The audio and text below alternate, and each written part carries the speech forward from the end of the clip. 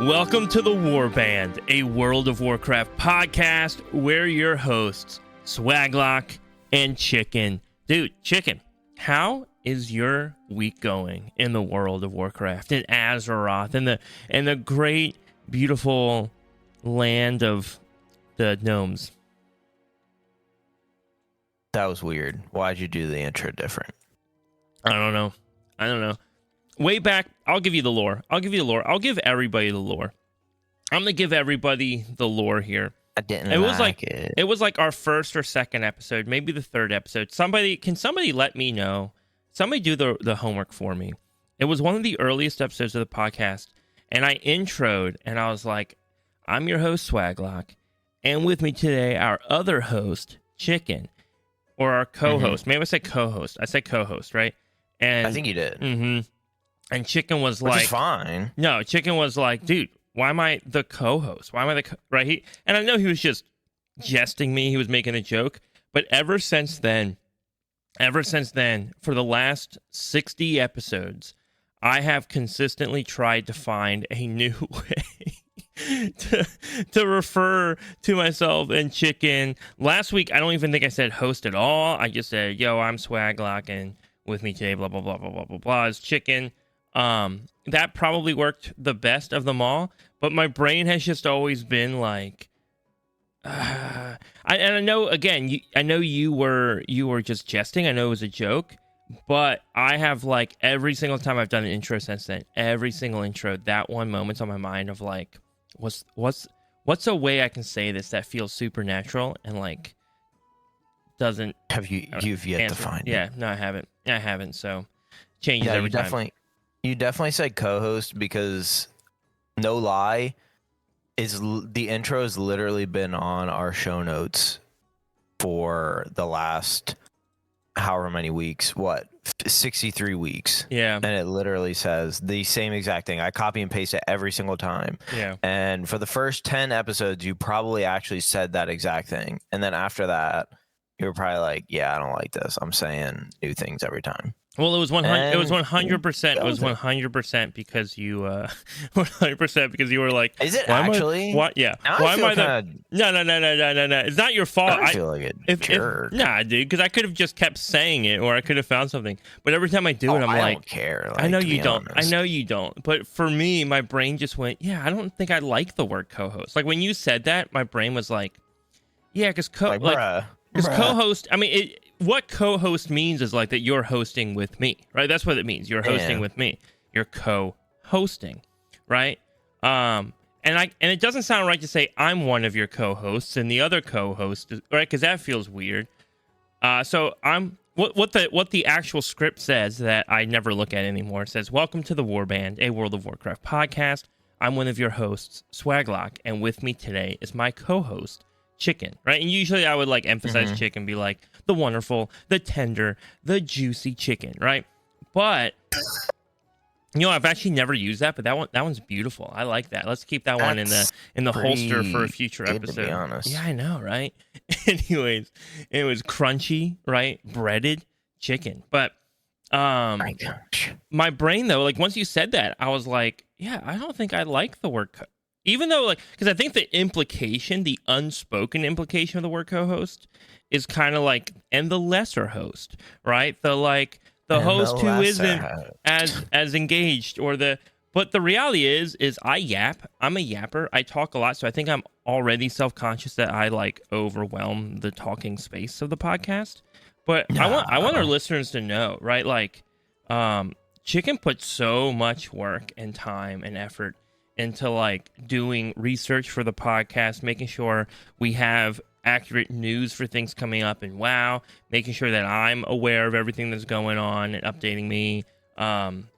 This podcast wouldn't exist if it wasn't for Chicken like pushing so hard to get the podcast off the ground and make it happen. I was the one who was reluctant, like I don't know. And he pushed real hard to make this happen. And so part of me is like, I don't like calling you a co-host because I don't know. I don't know. Once you said it, my brain was like, yeah, I don't know if I like that word. Again, totally doesn't like, it's just something in my brain clicked that day. I was like, ugh. So ever since then, I've tried. I think my favorite, was last week. I think last week was my favorite. Where Yeah, well, I it was didn't even, nice. I didn't even need to say the word host, right? I was just like, it's me, Yo, what Swagline, up? and Chicken, right? Now, granted, what our listeners didn't hear last week was me going, yo, this week I'm not gonna say host at all. I'm just going like I'm Swaglock, with me is Chicken. And then I proceeded to start at recording and go, and I'm your host. And I was like, crap, let me That was like, I think that was the first time we have hit the stop recording and then the start recording button again, right? Like the restart. We hit the restart for the first time, maybe since like the first episode. No, that's not true. Not counting the episodes that we like recorded without audio. When you nuked your computer and we had to That's different. restart That's it. different. I mean, that's the first time like we flubbed the intro and had to like redo the intro. Oh, that was rough. Oh, but we definitely talked about that. Anyways, well, I mean, one last lore piece about the podcast. I mean, when we originally did it, it was like, oh, well, maybe we won't be both on it every week. And then it was like, oh, yeah, maybe we'll get other people on it every once in a while. Like every couple of weeks, maybe it'll be someone else with Swag or someone else with Chicken, right? And then we proceeded to not do that at all. And it's always been us. So I think, I think we were trying to have a plan for like, well, what if we're away? Like, what if Chicken's away for a week? What if we don't want to do it that or week? I'm away for a week? And what we found was when those moments came up, when like vacations occurred during the summer or when I got married or things like that, we just recorded ahead of time. We were just like, no, like I genuinely just look forward. I look forward to the time I get to spend with you doing this. Like this is valuable. Like this isn't just recording a podcast. This is me sitting down yapping about WoW with my best friend, right? Like that's time that matters to me. And so it's just kind of been a different thing. But anyways. That's our 7-minute intro to explain why I change up the intro every time. Also, the random descriptions I give for Chicken every week are not scripted, are not planned. I don't think about them for a second until I start saying "Welcome to the Warband." So that's why the quality control on those is atrocious. The quality controls on those are so bad. I'm just like, I don't know what I'm calling them. We'll say something. Well, back to the question at hand. What I've done this week, guess what, boy? Your baby finally got Keystone Legend. Wait, really? Yeah, as well as Shadowlands Keystone Master from Season 3. I don't know why in the beta it just assumes that any progress you've made automatically gives you that, but yeah. Wait. I just loaded in and I got the Keystone Legend mount for Season 3 as well as the in the beta? The Keystone Master mount for Season 3 in Shadowlands. So I was like, okay, sure. Weird. Wait. So you got Keystone Go Legend and I still haven't gotten Keystone Legend? Apparently, like I literally have the mount right now. Like in retail? I was riding around on it. No questions asked. In retail? What'd you say? In retail? No, in beta. Oh, wait, but did you get 3K in retail? No. Oh, dude, because my big news this week is that I've made some small progress towards the KSO. And I was like, dang it, dude. Like, well, now I gotta come up with bigger news. I was like, I gotta do more. I don't know, man. I've started making some progress. I'm building up my confidence again. I've got my confidence back, which just feels good. Yeah, I think the hard thing, too, is right now a lot of my gaming time just isn't when other people are on. And I really, like, there are times, let me tell you, dude, and I know we're gonna talk about all sorts of random things. I want to hear what you're thinking of the beta, too. I haven't been on the beta yet. I played a bunch of alpha. Because you played alpha like a big man. Well, yeah, but anyways, I want to talk about, pug times, right? Because, like, I play a lot right now, Friday mornings. I've been streaming, by the way, for anybody who wants to hang out. I know it's a really odd time. I get it. But I've been streaming like Fridays 2 to 5 p.m. Eastern time. So if that's you, if you want to tune in, you're welcome to. If you want to listen while you're at work or whatever, I've been streaming then. But sometimes I'll play Friday morning before then as well. And the hard thing is like those times just aren't the best like pugging times.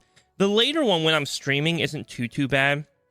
And that can usually grab some people while I'm streaming. But then when I'm streaming, it's hard because my brain is in like 12 different places because I'm trying to entertain. But I'll get over it. But when like the mornings, if you try to pug, dude, you're pulling the worst groups together. It just is what it is, right? Like whatever you get to sign up is what you have to take. You're just like, that guy, I need to run a 13, but this dude right here is 655 eye level and hasn't done a single dungeon, but he's the only tank online, so we're going. Yeah. You know, and you kind of get, so I don't know, I get nervous there to pug, but I've been trying to slip in random times when like it's like a little bit more accessible. So I think maybe, I don't remember if I talked about the podcast last week, but I ran a couple with Capo, and those went really, really well. That was fun. Yeah, you did say that. Ran a couple yesterday. Ran a couple, a 12 and a 13. So I timed my highest key ever, which is only a 13, but a 13. That's still pretty cool. It was good. Dude. And no deaths, right? As a healer, that feels good. We had deaths on the final boss, but by that point, we were only going to +1 the key no matter what. And I think our group was just getting a little sloppy on the final boss. We had a priest who was like just not picking up his soul. It was on Echo Dome. He was just like not picking up his soul on the final boss. Oh, jeez. I'm like, bro, what are you doing? I'm dying over here. Dude, stop I'm like trying to keep us, bro. Yeah, he died twice, and then good old J-Rob, who's been on the podcast a couple of times, who's in our guild. I think he was trying to get like a little extra damage in and got hit by something. So it was things that like I really... That sounds like J-Rob. Yeah, it was things I couldn't really heal through necessarily, so I didn't take it too personal. So, but other than those 3 deaths, which all occurred on the last boss, there were none in the dungeon as a whole. And so, you know, it felt good, right? So I have a 14 Arakar in the bag. I might try to get some of my big pumper friends in to give it a shot with me. Nice thing is if it looks like we're not going to time it, we can just walk out, drop it to a 13, come back in and try it again. That doesn't bother me. And my Arakar right now is only 10. So I have 3 keys I still need to push up to 12, so I can have my Resil 12s, and then maybe run a couple 13s or something. And that should be it. Yeah. So I'm close. The other hard thing for me, and I'm not your average WoW player in this regard. Maybe I am. Maybe I'm more average than I realize. I probably am average. Okay, if you're not average, what do you consume yourself? No. I'm saying in this regard. It's hard for me to sit down and run like dungeons on end, right? Like, wait, say that again. I'm sorry. It's hard for me to sit down and just spam dungeons. I love dungeons. Oh yeah. I love doing. I agree. Doing dungeons is my favorite content in the game, but like 3 is my max for one sitting. Like once I do 3 dungeons, I just gotta take a break. I just have to take a break. I don't hate it. I don't dislike it. I had fun the whole time. But I get tense. I get in it. I get like locked in, and then my brain's just like, all right, I need a little break. I need to do something. No, I get it. Yeah. Oh my goodness. Yeah. So 3. So 3 it's hard is a lot in my opinion. Yeah, but I have like friends who I'll watch who will just like run like dungeons on end for the whole day. I'm like, I wish I could do that, and not like, oh, I can't do because I'm not allowed to. My time limits don't allow me to like work or whatever. It's not that, right? Like, it's just my brain. My brain just doesn't like love to sit down and do it. It's funny. My wife will be like, hey, you know, like I'm not doing anything for the next few hours. Why don't you game a little bit? Why don't you relax? I'm like, okay, sweet. And I'll like run a few dungeons and I'm done. I'm like, all right, I'm done. She's like, you don't want more time? I'm like, nah, I just did 3 dungeons and now all the adrenaline's like trying to get out of my system. I don't know. Maybe our listeners are saying I get so tense in like dungeons, and not like in a bad way. I don't dislike it.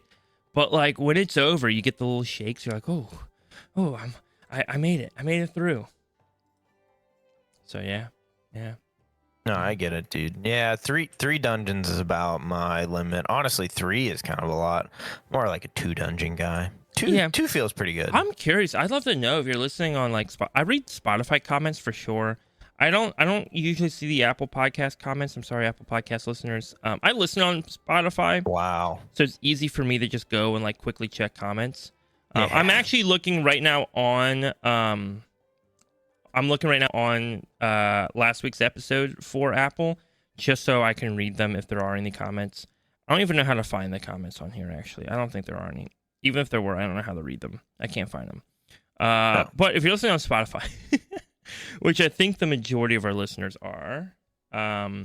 Yes. Yeah. If you are, let me know, like, what is it for you? Is it like, or Discord? Let me know on Discord. That's where I'll really see it. If you're on our Discord, that's link, true. Yeah, link in the link in the description. let me know. Like, are you like could you spam dungeons for hours on end, or are you just like, hey, let me get a couple in at a time? Let me know. I'm curious what's normal for people. And by the way, being abnormal is okay. Like, there's nothing wrong with that. But, oh yeah, dude, I was talking to. Sorry, I have so many random conversations from this week.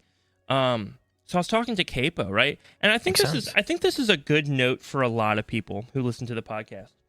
Capo is one of those dudes who is just like insane, and I think he'll be okay with me sharing this. If he's not, let me know, Capo. I'll forgive you, and I'll come hang out with you for a day, and I'll take you out for lunch. Okay. No, dude, that guy would forgive you. Yeah, I love Capo. But anyways, I was talking to Capo the other day, and Capo's one of those dudes who is just like, anything he does, he's going to be the best at it. He's just going to be the best at it.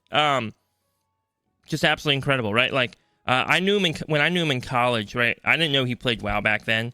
I just knew him as another guitar player, right? We both play guitar, and I've always looked up to him on guitar. I love watching the stuff he posts on like Instagram.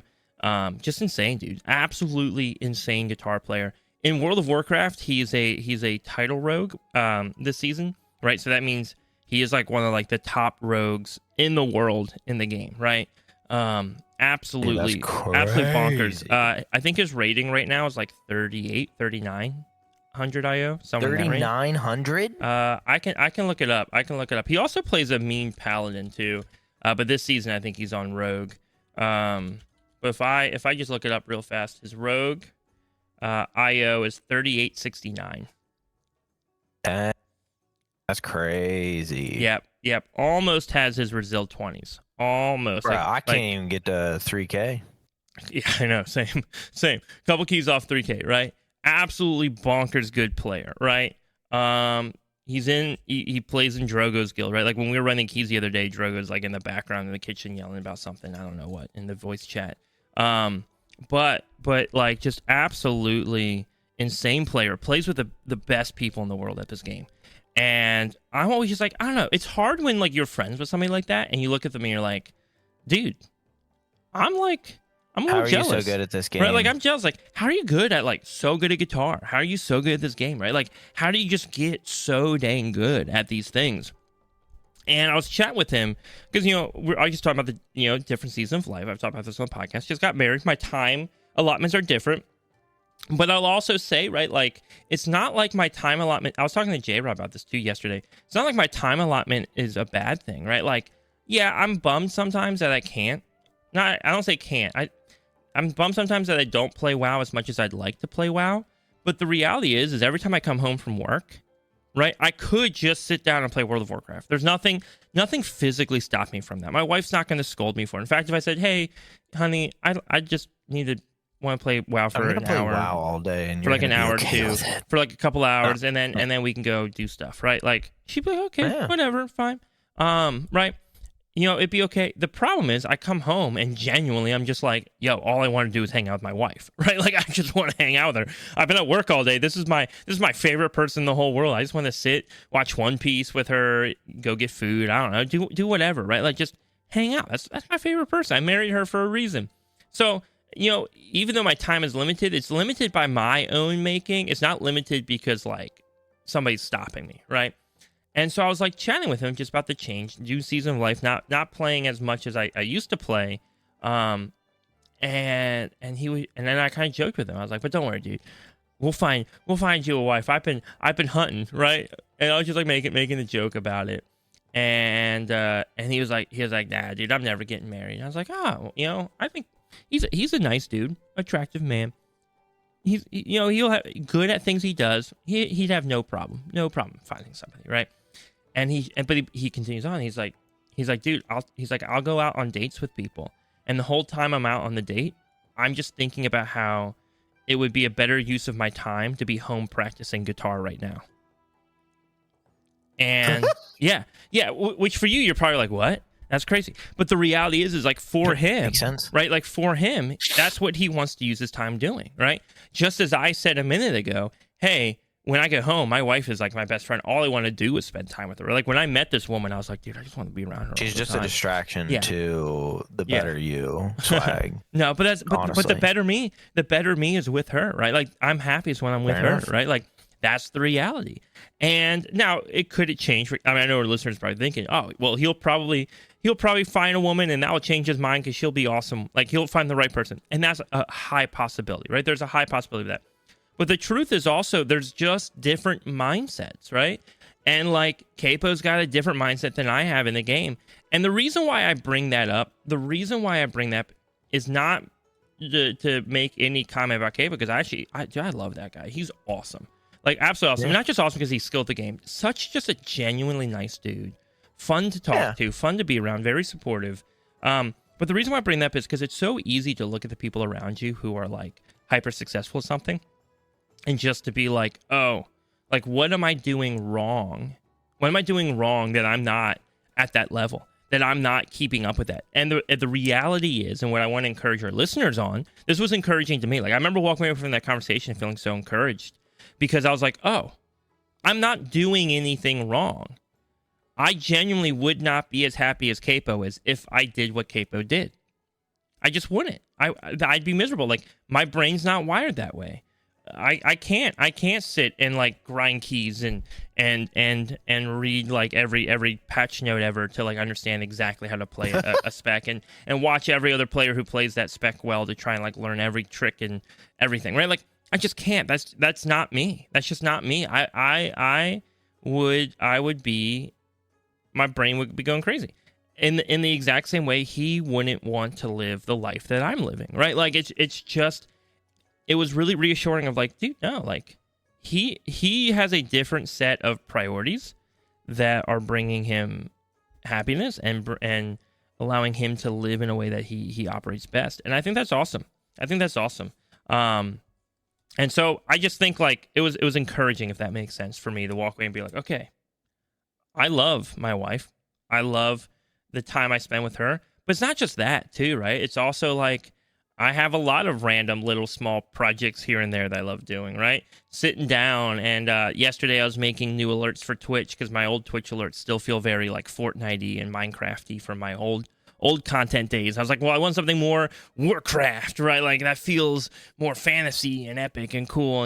And so I'm like working on some stuff there and creating that. It's like swords clashing and animating that. I do a lot of like random things, and it's just fascinating to me how just differently people are wired in the different things that we do.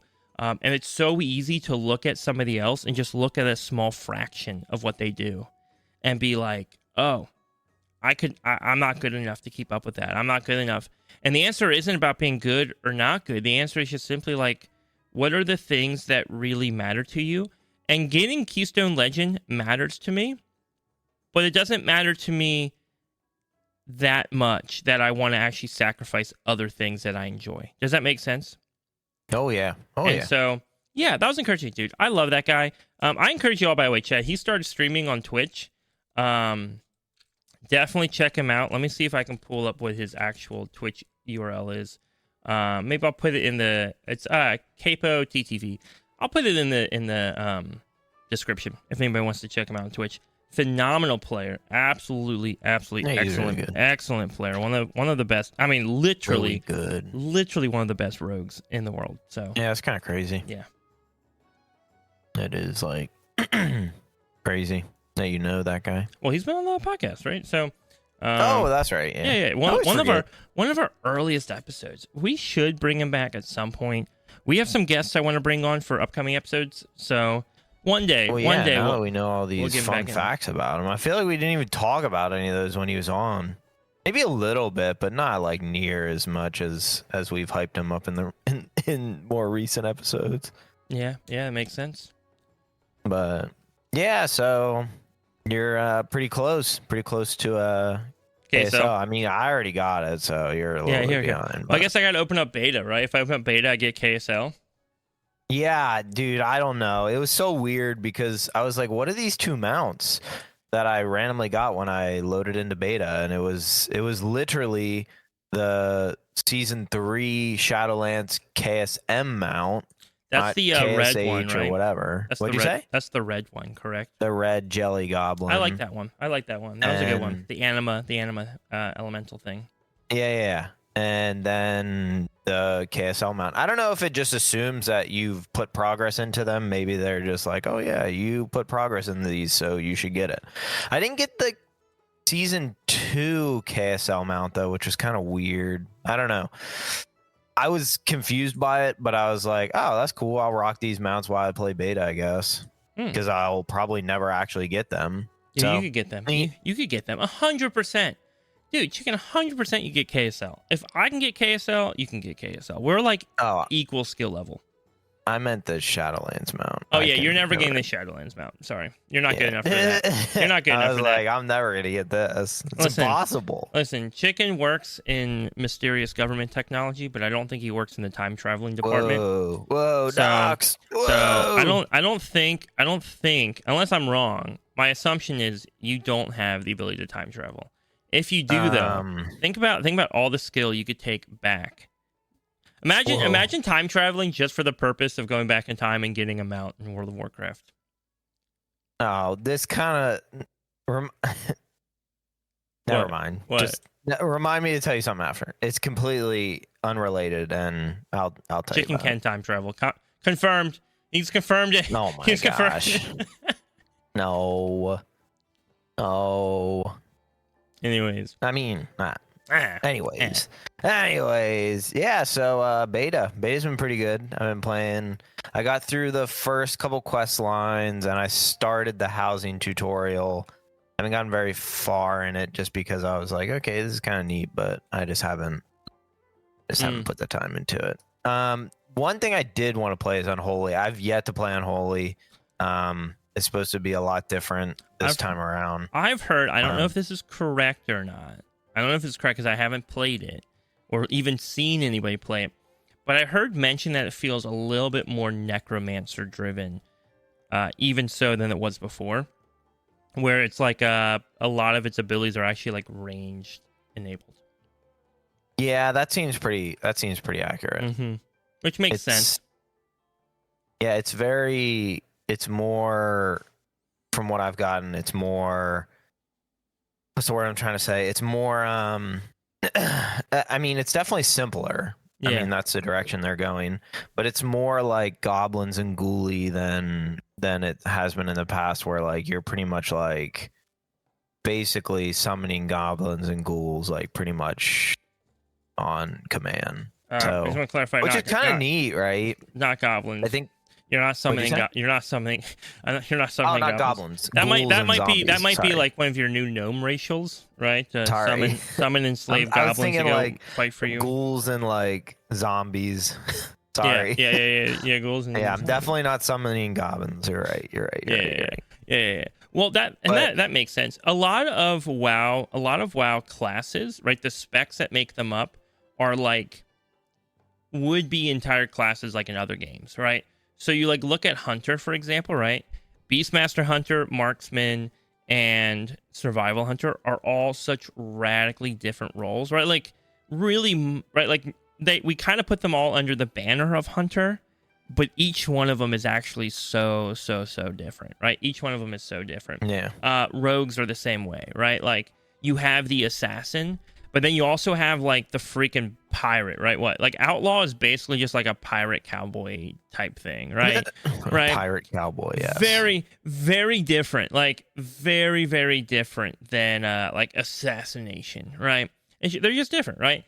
You look at not everyone, but warrior, right? Warrior is another example, right? You have prot warrior, you have arms warrior, you have fury warrior, right? Like fury warrior is pretty much like a barbarian type thing, right? Like very just like rage focused. The fact that arms warrior even uses rage is kind of like funny because it really doesn't make sense for arms warrior use rage as a meter or even protection for that matter. That's kind of left over from the fact that they have a fury spec, right?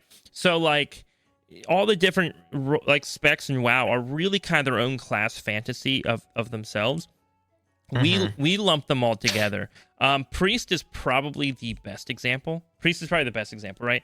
Shadow Priest and Holy Priest have literally nothing in common. Like thematically in the story, nothing in common, right? But we shove them into one and call it a day, right? Mage would be the exception to this, and there's probably a couple exceptions. Paladin maybe too, but Mage and Paladin are kind of exceptions to this, where we do generally see like a Fire, Frost, and Arcane.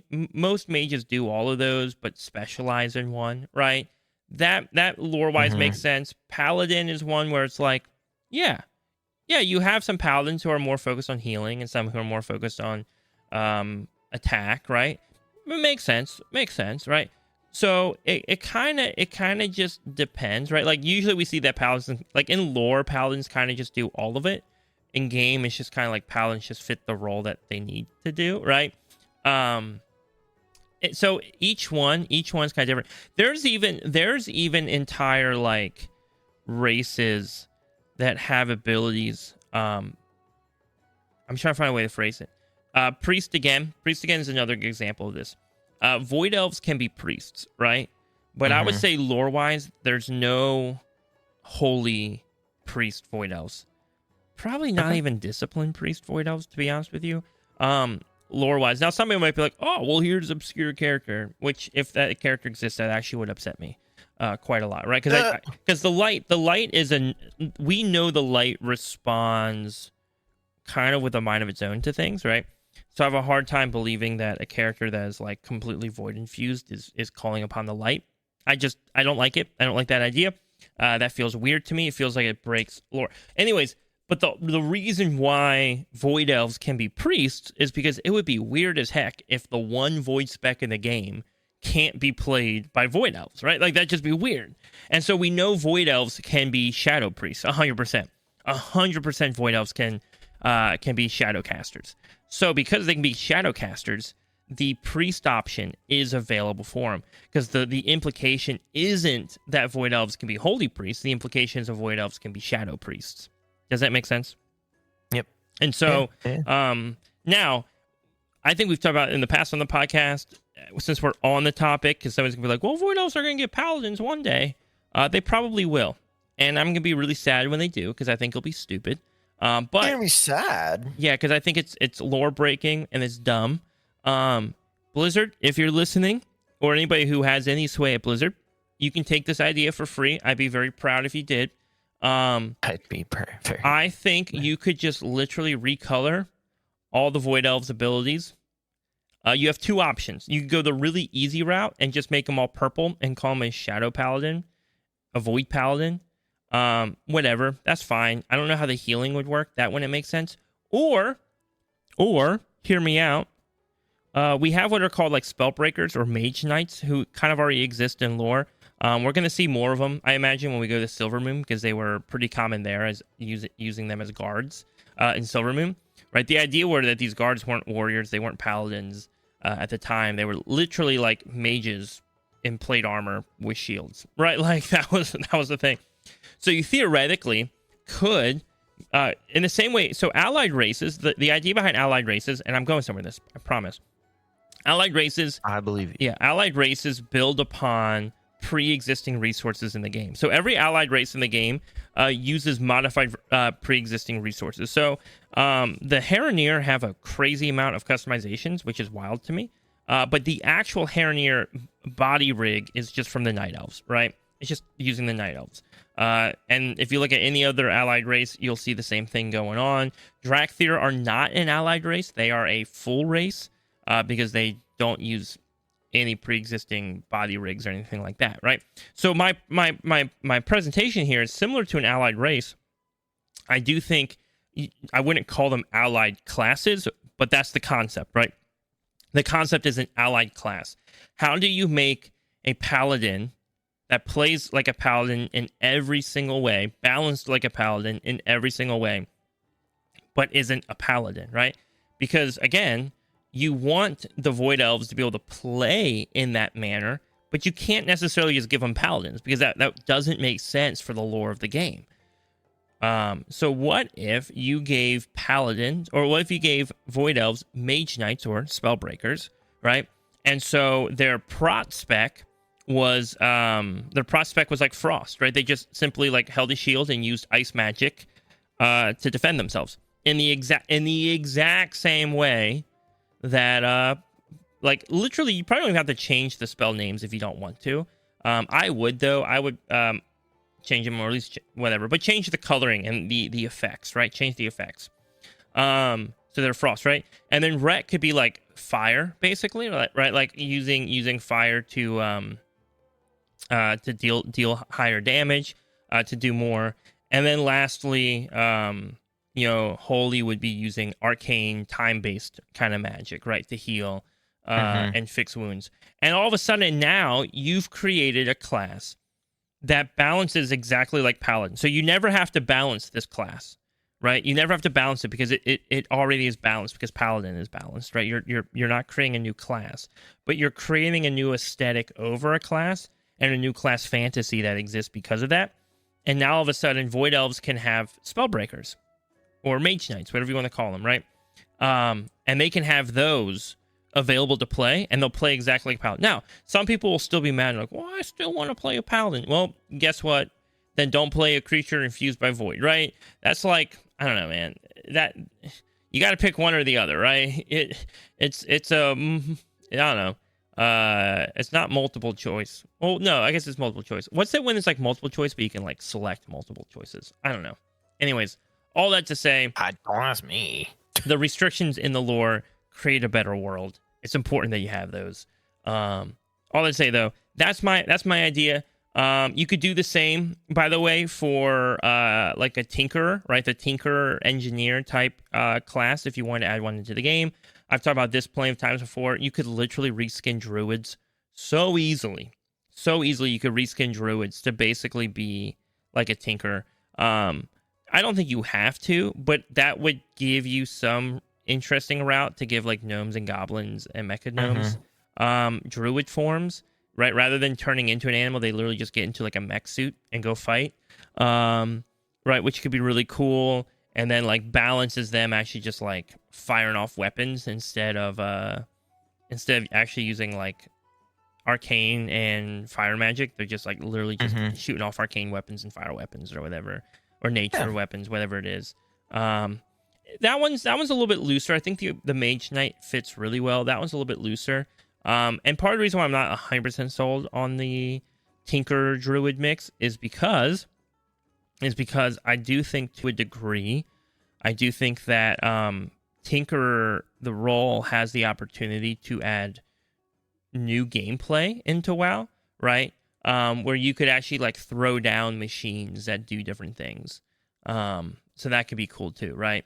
So I wouldn't want to limit the potential for them to do something with that in the future. But if they don't want to, Blizzard's like, well, we never want to create an actual whole class around Tinker, then you could. You could make it a druid thing, and all of a sudden now you have a few races in the game that really like could become druids if they needed to. Like, there's no reason a gnome couldn't become a druid or a goblin couldn't become a druid. Like, they could do it. There's no real reason they couldn't do it. But in my mind, it would create like a cooler Mecha Gnome. Might be weird. Mecha Gnome might be weird if you were chopping off your own limbs to become more mechanical, and all of a sudden you're. But maybe after watching your king go crazy because of it and like have to get stopped, maybe you're like, I want to just grow closer to nature now that all my limbs are cut off. I want to I want to like go like a complete 180, and that could make sense. Like lore wise, it's not as crazy as Void Elf Paladins. Void Elf Paladins just has no feet to stand on whatsoever. Yeah, it's kind of weird. Yeah, but robotic mech suits and stuff. Instead of turning into a bear, you turn into like an actual little tank that rolls around. That could be cool. Like that could be cool, right? If you want it to be thematically like in line, you could just make it a robotic bear. That's fine too. Then you don't really have to change, right? You don't actually have to change the like actual mechanics, like the visuals of the attacks. The attacks could like still look the same, which could be something. Yeah. No. So you have a lot of interesting opportunities. Right, because like even like roots, right? Like rather than roots coming up, you could have had like mechanical traps that like grab them or something and hold them in place. Yeah, that's not a bad idea. Yeah, right. Like imagine you just like hit people with like a net or something. I don't know. You have options there. Another one I Yeah, thought of at definitely. one point, and the reason why this I think kind of popped in my mind too, is there was a time where I was like, huh, if they want to add necromancers into the game, because we have necromancers in lore and they're a common like class to play in fantasy games, you could reskin warlocks, right? Into more, especially demonology warlocks, right? Into more of a necromantic role. But I do think the changes to Unholy DK might suit that itch a little bit better, or scratch that itch. Yeah, no, I agree. I think it makes more sense for like Unholy. To be honest, it kind of, I don't know.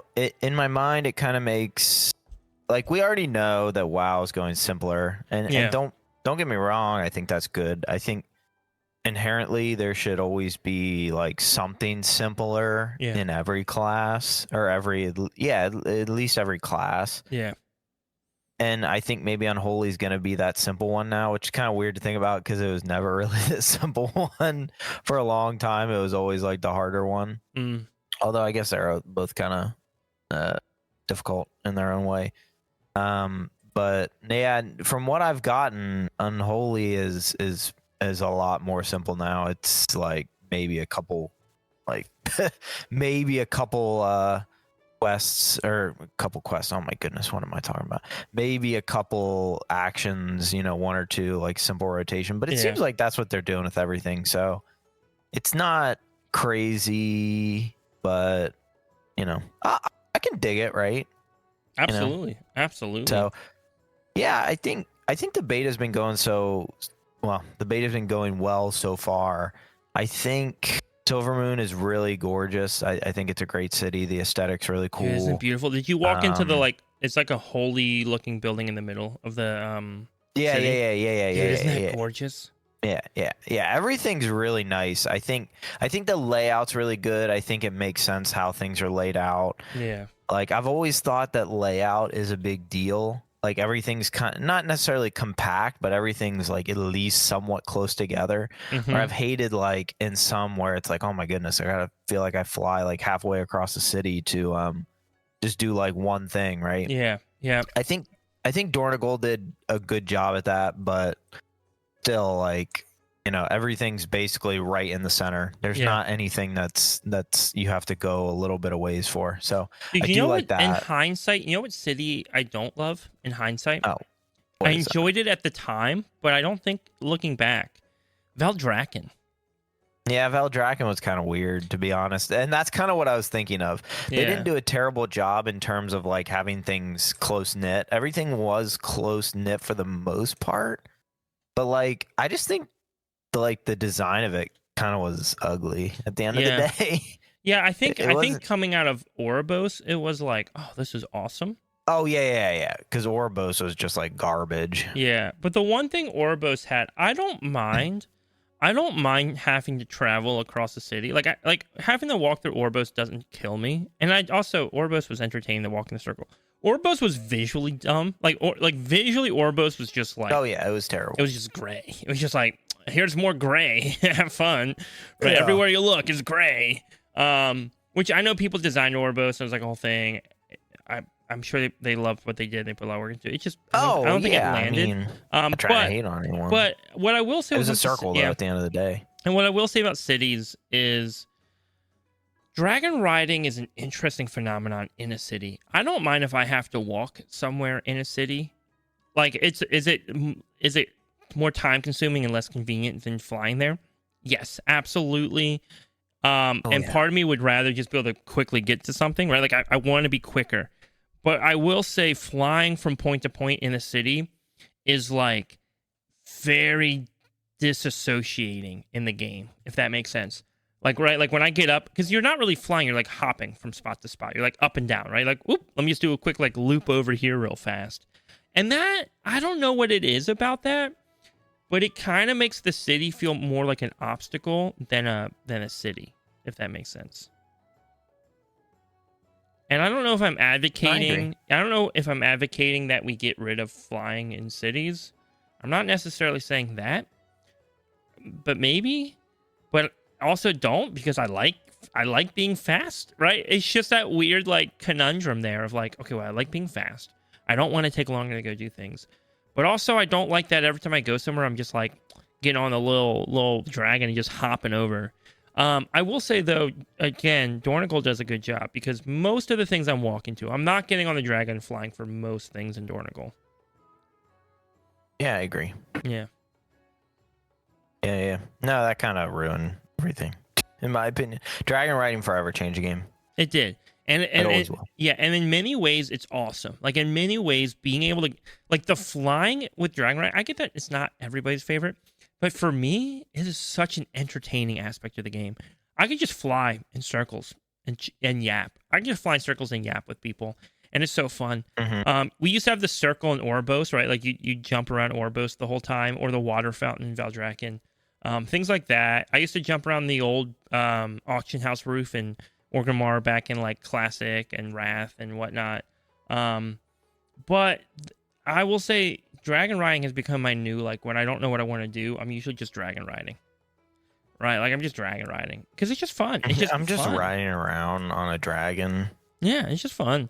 But with that said, though, anytime you add the ability to quickly transport yourself from one space to another, it changes how you interact with the game. It changes how you see the world, right? And you start to see things that were once like beautiful as like inconvenient, right? Like, it used to be like, oh, this world is so gorgeous, and now it's just like, oh, I just have to quickly get over there real fast, right? Like, I don't know.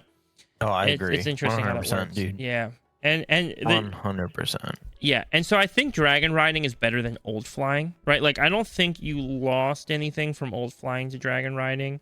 But once flying itself existed, it just forever changed how you interact with the game. Oh yeah, dude. I still remember like the first time we played the game, and I was like, bro, there's a lot of walking here. Yeah. And you were like, yep, because you don't have flying yet. And I was like, oh, well, that's kind of annoying. Yeah, but once you get it, yeah, it's yeah. So I'm not advocating get rid of flying. I just think there's elements where it's like I don't think they've like locked in on how to make it feel just right yet, right? I think cities are one of those where it doesn't yet feel quite right. And maybe that's something I liked about Oribos was that you kind of had to traverse through the crowd to get to places, you didn't have the option, right? And I think that forces them to think about their city layout more, right? Like, Dornigal doesn't have to have a great city layout because you're just going to fly there. Yeah, no, I agree. Right? So, yeah. How what compels them to actually make a good layout for walking in a city? Well, the need to walk. But also... the need to walk. Yeah, but also everything's bigger now in WoW, right? Like, if you look at modern Silvermoon versus old Silvermoon, right, the scaling is much, much bigger. Because, again, they build things bigger because they know dragon riding exists. They know you're going to see it from an aerial perspective. They want it to feel big. Like, they want to... Like, this is a city. It matters. The zones are bigger, right? And so then if you make it bigger, well, then you can't force people to be walking and traversing this huge city just for the sake of going from the auction house to the mailbox to the trading post to the whatever, right? Yeah. Mm-hmm. No, I agree. Sorry, but I cut you off in the middle of something. I'm yapping so much. We're talking about you. You were doing beta. Yes. I think listeners care much more about what you did in beta and what you think of beta than when I'm yapping about flying. No, it's. I think my last point was obviously it's beta, so there's a lot that's going to change. Not necessarily change, but a lot that's going to get fixed, right? Mm-hmm. But overall, I think it looks really good. I think the questing's fun. Player housing, I think it to me it just needs something. Like I don't know. Maybe it's just not for me. I think that might be at the end of the day what it is. Maybe I'm just not going to be huge into player housing, and that's fine, right? But I think the aesthetic of it's cool. I think everything to do with kind of going and getting a plot, kind of designing your house is neat. But you know, to me, I don't know. I've always been like that when it comes to like certain things in WoW, and I think that's why I mostly just stick with like dungeons and raiding, because I'm like, you know, don't get me wrong, Oh my goodness, what a plunder storm. Oh my goodness. Yeah. I was like, what is that thing called? Don't get me wrong, plunder storm's really fun, Mm-hmm. but I'm like, if I really want to play battle royale, I'm probably just gonna go play Fortnite because I like Fortnite just as much, and sometimes it's nice to kind of get out of the WoW scene and Yeah. play something else. And it's kind of the same thing with player housing. I'm like, if I really want to play like player housing, I could just go play like Animal Crossing or like something similar. Don't get me wrong, there's definitely reasons to play it within WoW, and I definitely will. I'll give it the good old college try. Yo, by the way, hot take here. Good. WoW's player housing is leagues ahead of Animal Crossing.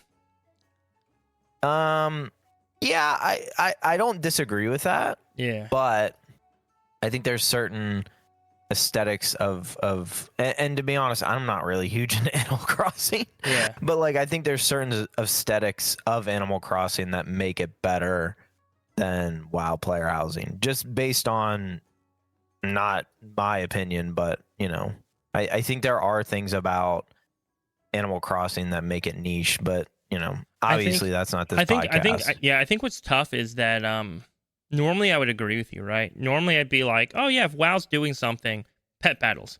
Pet battles are another great example, right? Pet battles are cool. Pet battles are cool.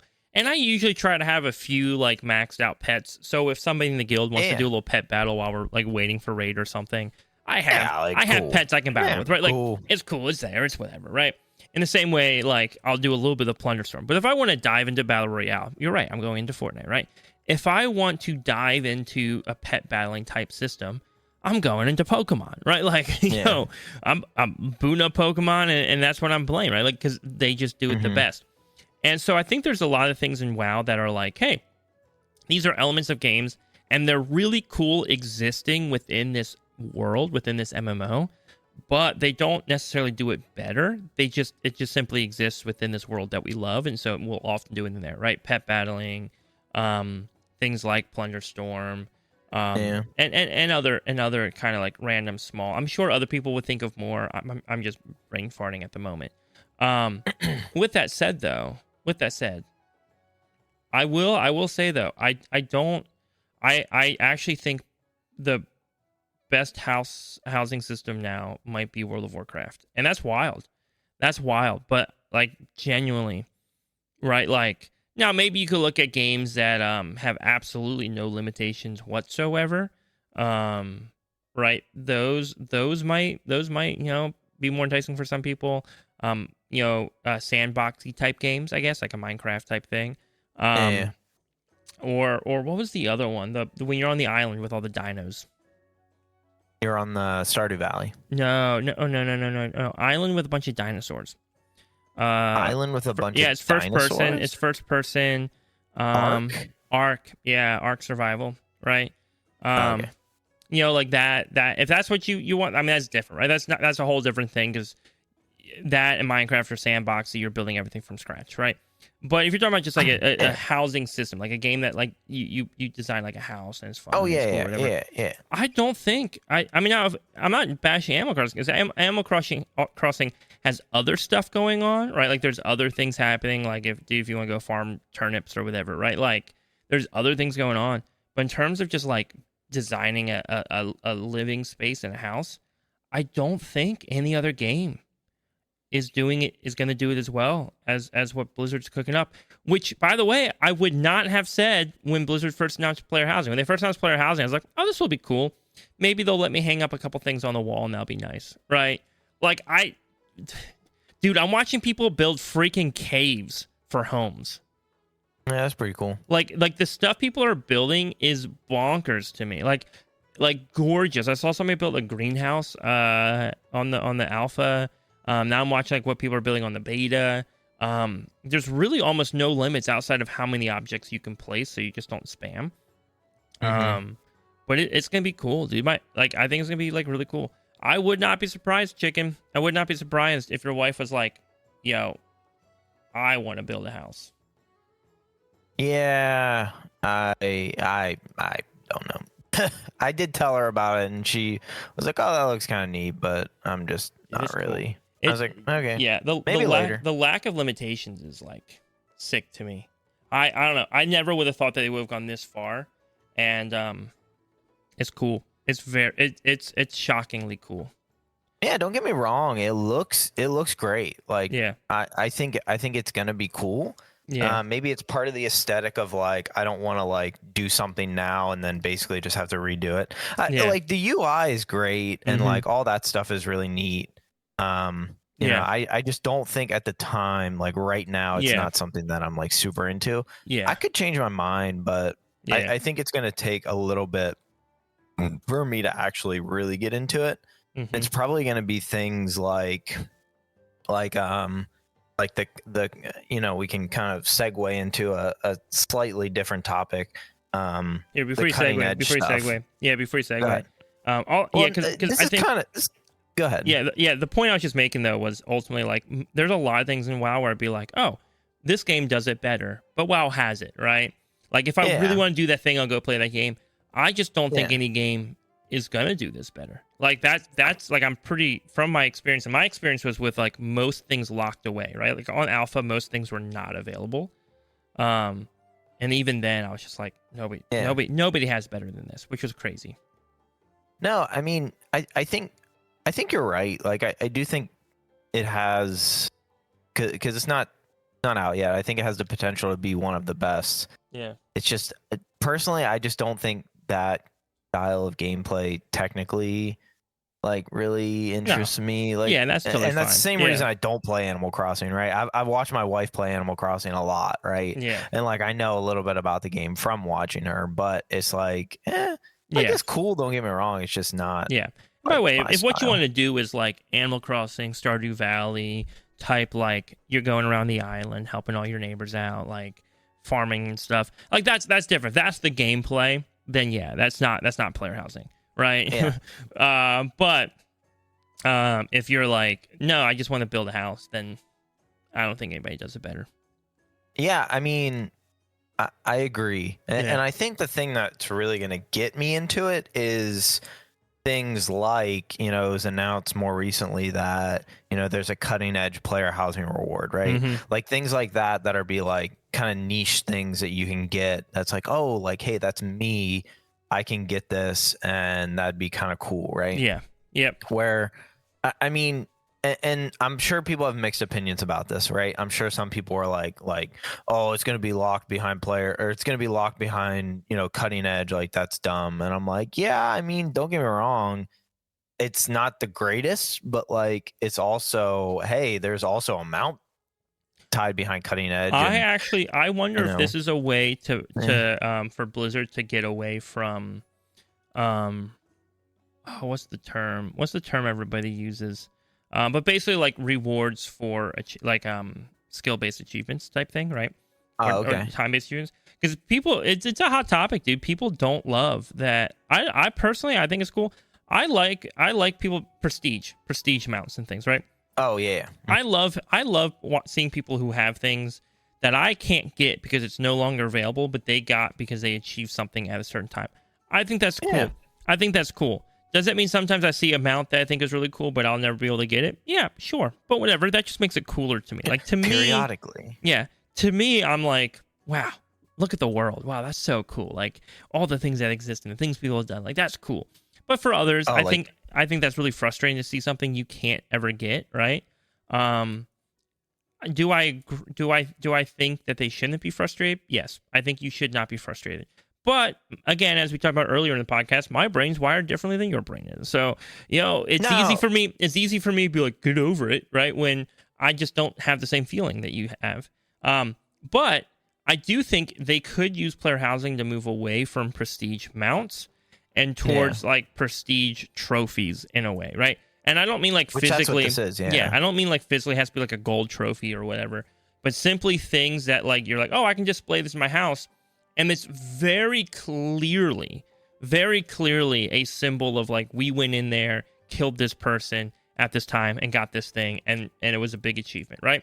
And that way, then people in the future aren't like, well, I just really wish that I could have that specific item in my player housing. When the item in question isn't necessarily just a pretty decorative piece, it's a very obvious memento from a moment in time. Yeah, no, I think they picked the right thing to do. Yeah. I think it could. I think what they picked was obviously clearly, hey, this is tied behind that. Like, from what I've seen, it's just models of like the final boss. Like, it'd be like no different than like a trophy of like Gallywix, right? Yeah. Which is neat. Like, I think it's a cool Mhm. idea, and I think you're right. It's not. Hopefully, people aren't like, well, it's not like it's like a freaking you beat Cutting Edge, so now you can have the auction house in your player housing. Like that'd be nutty, That would be right? crazy. Yeah. People straight buying Cutting Edge kills just to get the auction house in their player housing. But I mean, it's things like that. I mean, I think they're neat, and I think they kind of entice people to do the content, and people that are really into player housing that get Cutting Edge are going to be like, yeah, this is awesome, I love it. Yeah. So that's neat. I like it. Absolutely. What else is going on in WoW news right now? I feel like we've been yapping, but not actually discussing anything happening.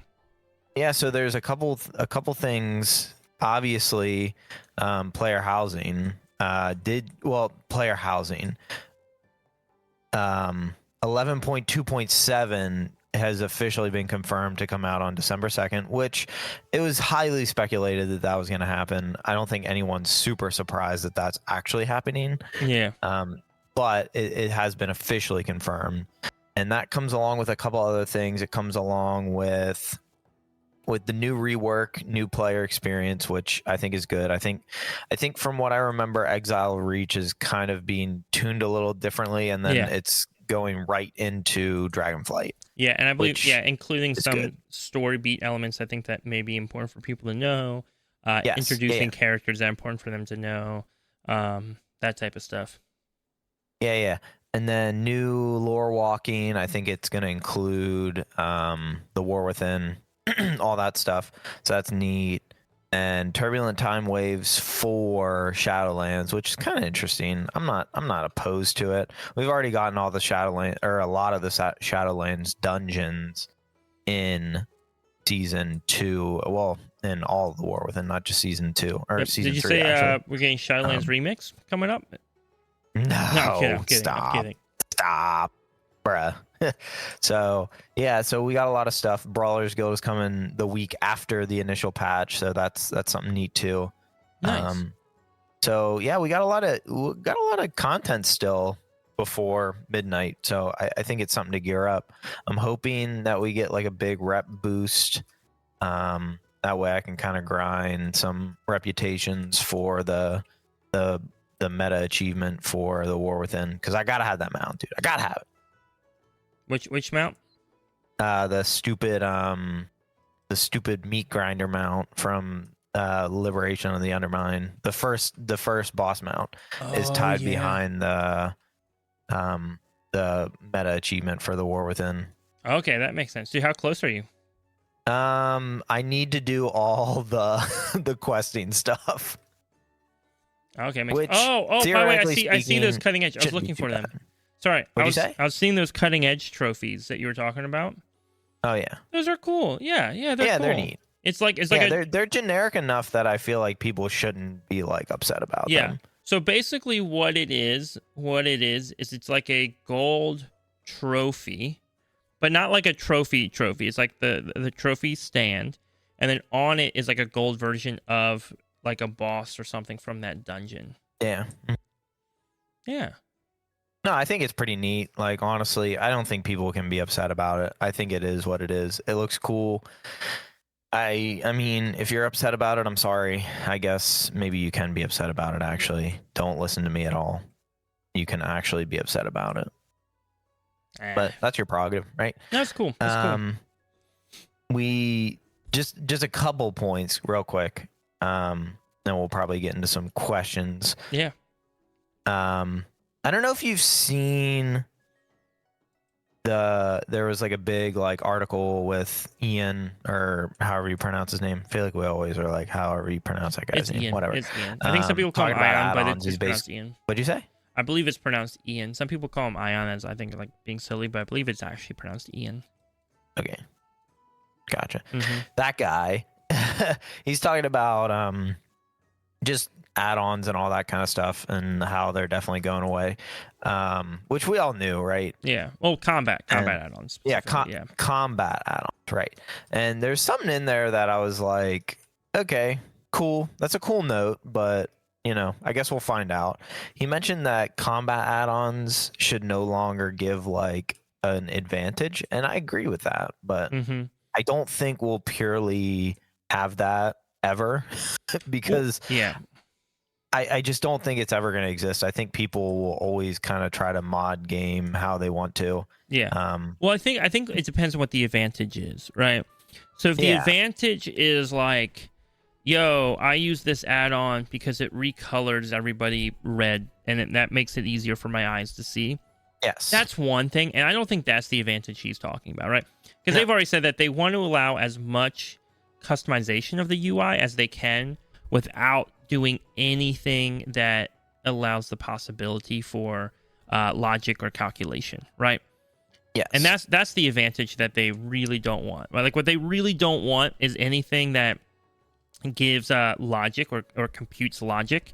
And so it's not what you can't do is right because theoretically what you want to be able to do is be like, oh hey, these nameplates are all red, so I can see them easier. What you can't do is be like, these nameplates turn red when this happens, right? Like, because then all of a sudden that does give you an advantage, and I think that's what they're trying to get to. Is just like, hey, how do add-ons not give any type of like calculation? They don't want add-ons to reduce brain load, right? Essentially, or offload brain power. Yeah, no, I think it makes sense. Yeah. So, yeah, that was a cool article. I read it, and basically, if you haven't been aware, if you've lived under a rock, combat add-ons are going away, and there's nothing we can do about it. So, it's kind of neat.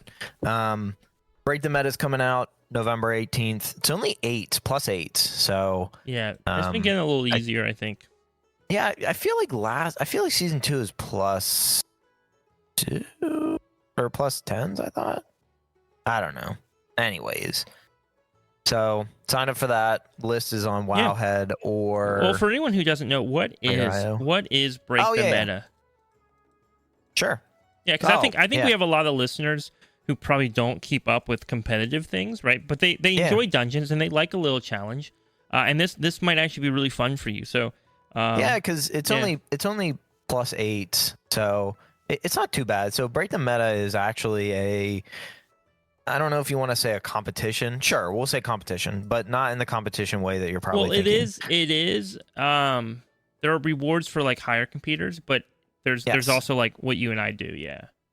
Yeah. There's certain competition-esque portions of it, but it's an event held by Radar.io every season, and basically they compile a list of, hey, these are classes that are underutilized in that season, right? And they come up with this large list, and it's on Wowhead/Radar.io. If you just search Break the Meta Season 3 War Within on Google, I'm sure you'll find it. And basically, if you form a group with those specs and you time a plus 8, then you get a magical mark on your thing, and you only have to time 2 of them, I believe. It's very searching easy right now. Or very not easy, but very plus simple. 8s. Yeah. And then you get to get this cool banner, and you won't get the banner right away. It's not something that's instant. There's no way of really tracking it other than through Radar.io. You probably won't get it until sometime in the start of season 1 of Midnight.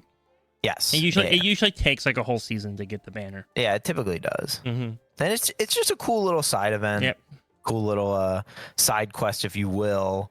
And then that basically just leads into them doing a little more competition-esque, where I think if you are trying to read it real quick, I think you have to do a certain amount to be able to get into the prize pool, or like other stuff. Yeah, but I think for a lot of our listeners, I think there's something fun about getting together with a bunch of friends and like taking a bunch of characters or specs that you normally wouldn't play and be like, okay, can we make a group and go do this? That can be really fun. Or even just trying something different. It's a good excuse to try something different than what you would normally play. and push. And sometimes the non-meta specs happen to be what you're already playing, so it doesn't even matter. Yeah. But yeah, if so it you, doesn't even matter. So you can go to the Raider.io website and check out Break the Meta.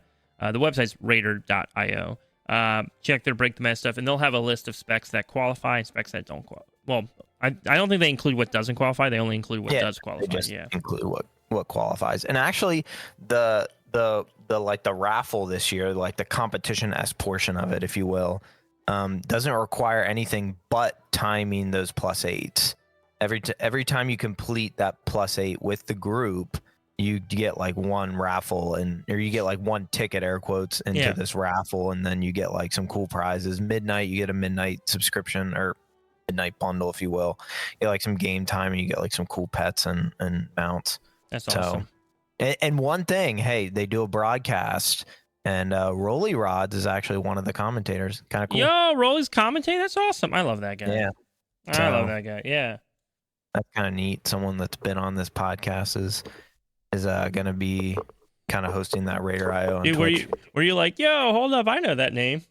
Yeah, I saw it and I was like, oh, dude, that's kind of neat. Yeah, dude, we're almost in the big leagues now, dude. What does it take for me to? How do I commentate? Help me out, Blizz. Okay. With that said, though, we've got a couple listener questions coming up in just a moment.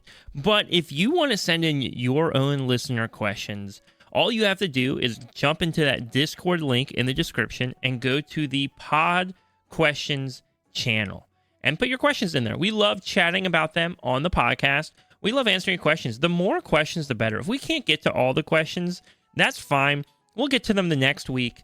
But those are always our favorite moments on the podcast. Our favorite moments are when we get to chat about whatever the listeners are bringing up, because it just creates diversity to the conversation, and it forces us to think about things that maybe we don't normally think about, and so that can be fun. And don't worry, if a question's been asked before, it's still fun to re-answer it, especially if it was asked like months ago or a year ago, and now we're like rethinking it in a different perspective at a different time. So never be afraid to ask your questions on the podcast. I will say, though, our Patreon supporters do get priority for questions. So if you're a supporter on Patreon, that is one of your benefits, is you do get priority by asking your questions in the Patreon questions channel on the podcast or on the Discord. And speaking of our Patreon, I want to encourage you to subscribe to our Patreon. It is how we support the podcast. It's how we pay for the hosting of the podcast and making sure that it gets uploaded every week, because generally Chicken and I are yappers and we go overtime, and then we have to pay extra every month for going over on our allotted time limit. And the Patreon helps cover that and make sure that we can keep producing this, and it's something that we enjoy and want to continue doing. So you can find out more info about our Patreon down in the description. Also, in the description, you'll see a link to an add-on called Zygor. Zygor is an add-on that gives you all sorts of tools in World of Warcraft for completing quests, making gold. It is the ultimate guide add-on in WoW.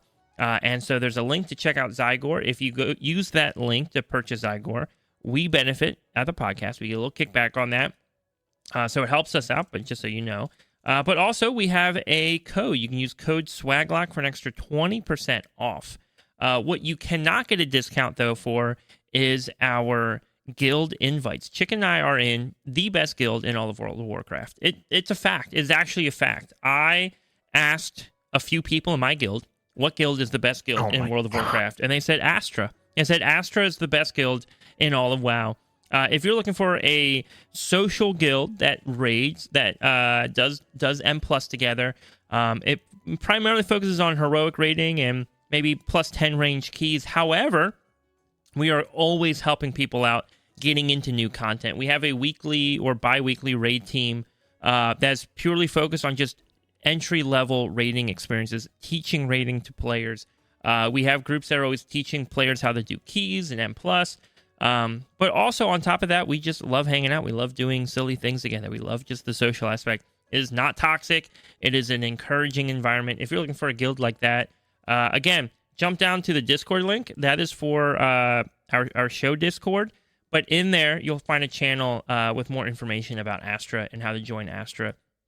With that said, that is all our little ad slots that we have to get through today. And now it's time for our questions. I will also make a note, Chicken. We are a little short on questions today. I think I maybe asked for questions at an odd time. People weren't totally able to jump in. Or people have maybe finally asked all the questions they have. So what we have today is a little unique, a little interesting. These are questions that Tiger Ace Ray posted in their Discord. But they are not questions from Tiger Ace Ray. These are 2 questions that Tiger Ace Ray got from AI. He wanted to see if AI had any good questions for the podcast today. So we're going with it. We're swinging it. Yeah. First question. If you could design a dungeon affix, what kind of mechanic would you add? Probably like a car mechanic, most likely. Probably a what? Like a car mechanic. What do you mean? Just like a mechanic for cars. Oh, with, what's it called? Never Goblin mind. riding? Never mind. It was a pun. Just move on. Oh, you nerd. All right. I got it. If you could add any kind of mechanic, what would you add to a dungeon? Okay, so hear me out. I'm just freestyling with this Or like one. an affix. I think a cool affix would be something that I'm trying to think of like something that we haven't seen or that's not like super original. Yeah. Yeah, it's no. I'm trying to like maybe something with dragon riding. I think would be kind of cool. Maybe you gotta mount up and like fly and grab like an orb up in the sky, then fly back down. And like when you fly back down, like if you grab the orb and you fly back down, when you hit the ground, it does like significantly like more damage. Now this wouldn't be like an affix. This would be like a fight mechanic. Is that what you're talking about? No, that would be an affix. Like every like so often you have to like it allows you to mount up and you have to like fly up like maybe one person at a time and grab like an orb in the sky, and then when you fly back down, like the damage you do when you hit the ground is like 500 times more, and like it helps like basically like destroy like huge packs. That makes sense. That'd be kind of neat. Yeah, that'd be but cool. it would only work if like every dungeon was outdoor dungeon. That's Imagine true. like flying up in like Arakara, like you're just at the last boss and you got to fly up to the ceiling. Even Arakara has a surprisingly high. Oh yeah, in that final room, yeah. Or like Stone Vault, like imagine Stone Vault and you just got to fly up and you just hit the ceiling. yeah. Some dungeons do like Shadow Moon Burial Grounds from back in like Dragonflight. Oh yeah, right. That would have been Shadow Moon. Such a goated dungeon. Yeah. Just kidding. Yeah, I will say, right, like when it comes to affixes, I'm in the same mindset as you. I like the Kiss Curse affixes that we have right now, where the affixes are beneficial if you do them, right? Because that makes it fun, right? Because the problem with affixes that are only negative is that they're not fun. They're just annoying, right? They're so annoying. Now we have to do this, right? Gosh, affixes that are fun are like, okay, this adds complexity to what I'm doing. But if I do it, it benefits me, right? If I do it, it helps benefits you, me. yeah. Yeah. So just thinking through that, I'm trying to think if there were affixes in the past that I loved that could come back as like as an affix like that. I wouldn't hate. I don't know. I'm also trying to think like from a gameplay perspective, because you don't want an affix to like break everything that you're doing, right? I don't love that. And so I'm trying to think through like what is an affix that doesn't like absolutely make everything else horrible, that you're not like, oh crap, now the whole group just like spread apart and mobs are everywhere and the tank has to find another way to try and regroup them all. Or I think of like a boss like the second boss in Gambit, where you're already having a terrible time with like placement on the ground, and now all of a sudden an affix pops up and you're just like, what the F do I do with this, right? Like what do I do now, right? Like now I already had very little ground to stand on. I have to be over here. Now this affix is taking up more ground. So I'm saying all of that to say that I think it could potentially, no, I don't know. I have one in my mind, but it doesn't work for bosses, which is the problem, right? But it could be cool that like an affix targets. And again, the problem with an affix, you also have to be able to make it work randomly anytime. So this one, this one conceptually is interesting, but I don't know if it would actually work. But like if Xal'atath popped up or whatever and marked one enemy in the pack that you were fighting, and then if that was the first one you killed, you got a buff, and if it wasn't the first one you killed, they got a buff, right?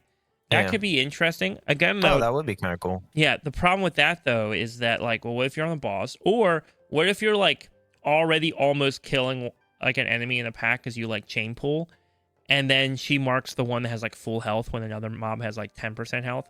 So, you know, then you go, well, maybe Xal'atath always marks one with the lowest health, but then that kind of becomes a pointless affix, right? Like, what's the point of existing there? Yeah, it's interesting, and but anyways, that seems like an interesting route to go down. I don't know if it necessarily has any precedent other than that. I could also see the opposite. I could also see like a again, this could be annoying, but like the opposite of Sanguine. The opposite of Sanguine, where a splotch goes down on the ground when Xal'atath comes out, and if you hold the pack in the splotch, then you're getting healed and doing a little more damage. Actually, I don't necessarily hate that. I don't hate it. Bad. I don't hate it. But when you again, first said Sanguine, I was like, oh. Yes, yeah, that's what I said. Like too soon, brother. That's what I was saying. Opposite of Sanguine. All right, so that's too soon, brother. That's AI question 1. I believe these are from ChatGPT, not my homie Grok, but that's okay. Number 2, second question coming in. What? And this one, Chicken. I actually I know it sounds like a swag question, but I'm going to rephrase the question after I read it because I really want to hear what you would say to this question. All right. And it talks about rewards. I think we'll skip the reward part of the question because I actually don't even know what the lore walking rewards are right now. I just want to hear what your answer to the initial question is. And the question is, what is one lore walking episode / topic you would add to Lore Walker Cho's selection? So lore walking is where Lore Walker Cho teaches you about a lore topic in World of Warcraft by taking you through a series of quests, going through that issue as if you were there, as if you were a part of it. It's newer to the game. It's really cool. Right now, it covers a handful of topics. But for you, Chicken, and I don't even think you know what topics he's already covering. So if you name something he already covers, that's fine. That's cool. I'm just curious, what for you would you be like if there was one thing in WoW lore that you wanted to learn and would actually be interested in doing? What would it be? It could be like anything. It doesn't have to be a major plot point. It could even just be a question of like, why this? I don't know. Why? Yeah, to be honest, I don't know. Why is there a faction war? I don't know. That might be one of the ones that comes to my head. Just because I don't think I've understood why there is a faction war at the end of the day. Why the factions fight each other. Yeah. That makes a lot of sense, right? Maybe you could probably like do just the some opening key... of the Dark Portal. Yeah, maybe just some key things. It's hard because like I don't know a lot about lore, so I don't know necessarily what I'm missing, right? Yeah. Maybe like some just like, the expansions I went through, maybe more of like how do the dragon fit, or how do the dragon aspects fit in the storyline? Because to be honest, I went through that expansion and I never even paid attention to how they do. Yeah. That makes sense. That makes sense. Well, and it could be something from before, right? It could be like, oh, these fit in because of XYZ, right? That you didn't have, Oh yeah, the dragon aspects have been around to. since like Warcraft, the game. Yeah, right? so I think Warcraft. So 3, but... yeah, I think the problem is it's kind of hard because I don't know a lot of lore, and I think that kind of hurts me of like, oh, has this already been done and maybe I've already missed it? And in that point it's like, well, that's my own fault kind of. But little that's things the point. like that. That's the point of like of the lore walking, right? Is like it's supposed to help you like catch up on the things that you missed, because you can't be expected to have played all 20 years of WoW plus the extra like 8 years of the Warcraft, Warcraft 2, Warcraft 3, and read all their books, right? Yeah, I'm really a fan, and I wish they would have done this instead of what they're kind of doing with new players. I'm really a fan of them just like making. Like literally, if it was like, hey, we're gonna do this instead of doing like something else, I would be like a huge fan if they just like made a 1 to max level quest line of just, hey, this is literally everything that's happened and it's still enjoyable to play because it is, and this is just everything that's happened up to this point. Yep. And then you're in midnight. Absolutely. 1 to 80. I would be a big fan of that. I think it'd be perfect. Like literally, I would consider starting a new character to do it. Like I probably would at that point. Yeah, because then you feel like, oh, I can learn what I need to learn. It's daunting. Like there's literally like 20 years of storyline. Yep. 20 plus years, right? Yeah. Absolutely. And it's daunting to try to learn all of it without like watching like a YouTube video that's an hour and a half long anyways. And it's like, it's a little too much for me. So totally makes sense. Totally makes sense. So where I want to go to and mention, like, I just think it's interesting that there's so much lore in WoW, and like how do you start? Like how do you get into that? I think World of Warcraft chose an interesting start.